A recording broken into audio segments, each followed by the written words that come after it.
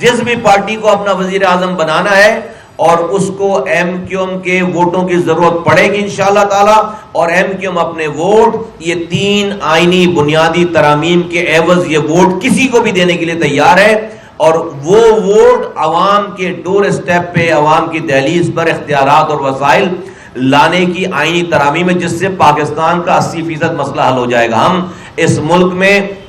Health emergency لگانا چاہتے ہیں 10 سالوں کے لیے۔ ہم اگر حکومت میں گئے، حکومت کا حصہ بنے، لوگوں نے ہمیں ووٹ دیا، ہم حکومت بنائیں یا حکومت کا حصہ بنے، ہمارا یہ مطالبہ ہوگا، ہمیں جیسے ہی موقع ملے گا ہم یہ کریں گے کہ ہم 10 سالوں کے لیے ہیلتھ ایمرجنسی لگائیں گے، ہم 10 سالوں کے لیے تعلیمی ایمرجنسی لگائیں گے۔ ہیلتھ اور تعلیم میں ایمرجنسی کا مطلب ہے کہ آپ ایک بڑا بجٹ آپ اس کی طرف مختص کر سکتے ہیں۔ 2.5 جو ہے کہ ہم نے کہا کہ جی ڈی پی کا 2.5% جو ہے وہ ہیلتھ اور ایجوکیشن پہ مختص ہونا چاہیے۔ پھر ہم اس ملک میں 100 سے زائد نئے شہر بنانا چاہتے ہیں۔ کیوں بنانا چاہتے ہیں؟ یہ جو انفلکس ہے، کراچی کی طرف مائگریشن کر رہے ہیں لوگ، لاہور کی طرف مائگریشن کر رہے ہیں، کوئٹہ میں لوگ جو ہے وہ مائگریشن کر رہے ہیں، پشاور میں لوگ مائگریشن کر رہے ہیں، کیونکہ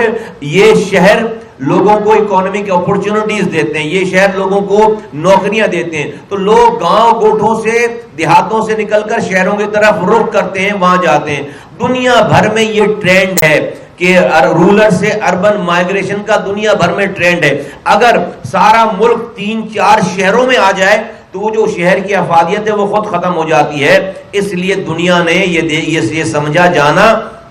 اور اس پر عمل کیا کہ جو جہاں سے نکل کر آ رہا ہے اس کے قریب ترین شہر بناؤ، نیا شہر آباد کرو، وہاں پر انڈسٹریز لگاؤ تاکہ اس کو روزگار وہیں مل جائے۔ جب آپ ایسا کرتے ہیں تو آپ ملک میں انمپلائمنٹ کے لیے، انمپلائمنٹ جو آپ کی ہے اس کو جو ہے وہ آپ اس کو کم کرتے ہیں، آپ ملک کی اکانومی انڈسٹریلائزیشن بڑھاتے ہیں، آپ کی ایکسپورٹ اوپر جاتی ہے، اور آپ دنیا کی اکانومک کوریڈور میں آپ ون آف دی کنٹری ہو جاتے ہیں۔ دنیا نے جو ترقی یافتہ ممالک کہلاتے ہیں وہ 70% اربن ہے۔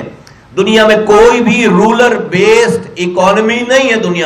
دنیا میں ساری اکانومی آج جو موجود ہے، جو اکانومک ٹائیگرز کہلاتے ہیں سارے، وہ سارے اربن بیس ساری اکانومی ہے۔ جب تک یہ ریسرچ ہے کہ جب تک ملک 70%